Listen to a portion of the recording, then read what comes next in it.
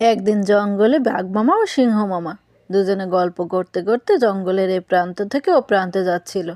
আর তখনই ওই জঙ্গলে আর একটি সুন্দরী মেয়ে কারো জন্য অপেক্ষা করছিল আর কি যেন মনে মনে ভাবতে লাগলো।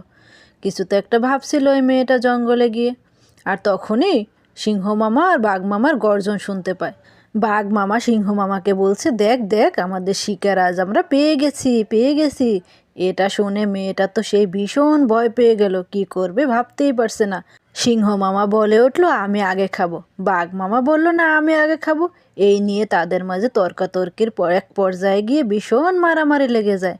বাঘ মামা ও সিংহ মামা মারামারি করতে করতে এক মাঠ থেকে আর এক মাঠে চলে যায়। বাঘ মামা ও সিংহ মামা কেউ কারো থেকে কম না। মেয়েটা এগুলি দেখে ভয়ে পালাতে শুরু করলো আর তখনই সামনের দিকে পড়ে যায়। বাঘ মামা বলে উঠলো, এবার কোথায় যাবে? এবার আমি তোমাকে আগে খাবো, আমি তোমাকে আগে খাবো। মেয়েটা বলল, আমাকে তোমরা মাফ করে দাও, আর কখনো এই জঙ্গলে আসবো না, মাফ করে দাও প্লিজ, আমাকে মাফ করে দাও, আমাকে খেও না, আমাকে তোমরা মাফ করে দাও।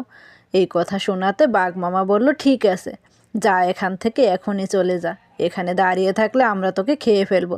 মেয়েটি তখন বাঘ মামা ও সিংহ মামাকে ধন্যবাদ দিয়ে চলে গেল।